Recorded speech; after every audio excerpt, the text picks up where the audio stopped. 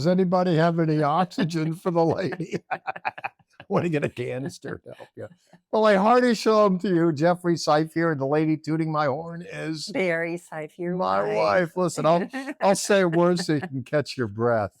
In the old world, Jews blew trumpets, and this is a holiday season. We're looking at the fall feasts, and we're landing on one now. That's a real beaut. It's called Sukkot, referred to as the Feast of Tabernacles, from the word in Latin, tabernaculum, which means booth. And it's a season in biblical literature when, after the Day of Atonement, you go out a few days and everyone dwells in a booth for a week. And then there's a final convocation at the end. It's just an interesting sequence of holidays. Now we read about it. Are you catching your breath yet? You're Yes. there? Okay, I'll come to you in 60 seconds. Don't go anywhere. You want to hear from the lady. I want you to hear from her too. But to look in the text here, and I am just leaning on Leviticus chapter 23 in verse 33. I'm getting older. I wish the print got bigger and bigger. Anyway, on the 15th day of the 7th month is the feast of Sukkot. For 7 days, you have this feast to the Lord.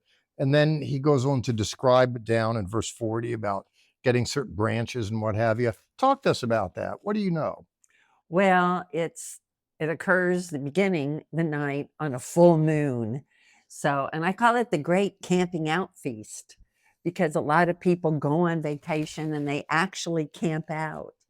One of my most favorite movies is called Ushpizin, and it happened around the time of Sukkot, and the husband and wife were just getting ready to get right into their sukkah, the booth in Hebrew, and two convicts showed up at their door and they hosted them, and it's a great movie filmed in Jerusalem, subtitles, but it's all around Sukkot. It was all around welcoming. them wanting to build a sukkah. Yeah. It's really big in the Jewish world. I remember as a little boy, I went to a yeshiva, a religious Jewish school, and we built this big sukkah, and we go in there and there's fruit hanging Yes. from the rafters. You can look up and see the stars.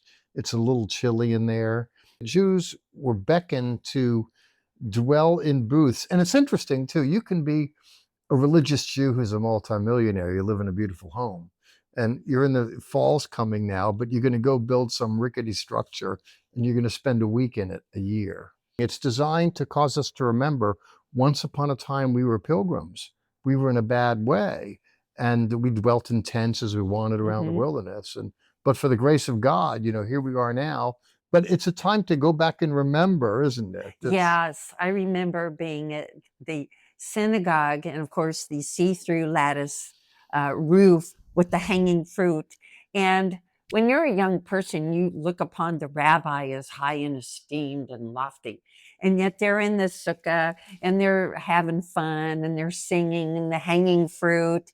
It's a time of celebration and rejoicing. Yes, and interestingly, one could argue, what are you rejoicing about? If you bought a home and there were holes in the roof, you wouldn't buy it. I mean, you would complain. But when you dwell in a sukkah, there has to be holes in it in order that if it rains, it comes on you.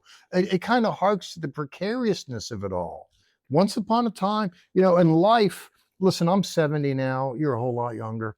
But, we go through things in life, and Yes. I feel kind of successful. I got some diplomas on the wall. You feel like you're a bit of a big shot. It's good to take a time out of life, 1 week out of the year anyway, minimally. And remember, we were sojourners. We were pilgrims. We were in a bad way. God showed up and delivered us. So it's interesting. The feast reminds me of the pilgrimage and the precariousness of it all, plus the bounty, God's provision on the journey. That's why the fruit's hanging from the rafters in these sukkahs. Go ahead. It's a wonderful time. It's a time of our rejoicing. It's the time of harvest. It's the fall feast until the spring. And from the children to the older folks, it's a time of remembrance and remembering how good God has blessed us, how much he has blessed us, and that we're together here for this feast at this time. As you describe it, I'm recalling in Jewish literature, the rabbis say, whoever has not been to a celebration of the Feast of Tabernacles has never experienced joy. In the synagogue, they go ape crazy. People have these lulav, these branches. They swing them around and go nuts, and they're holding this special fruit. Mhm. You have a lulav and an etrog, and everyone. It's just people. What are these people and they're doing? waving it north, east, south, and west, up and down, to describe the presence of God. That God is everywhere, but they're taking the harvest items and shaking them and rejoicing.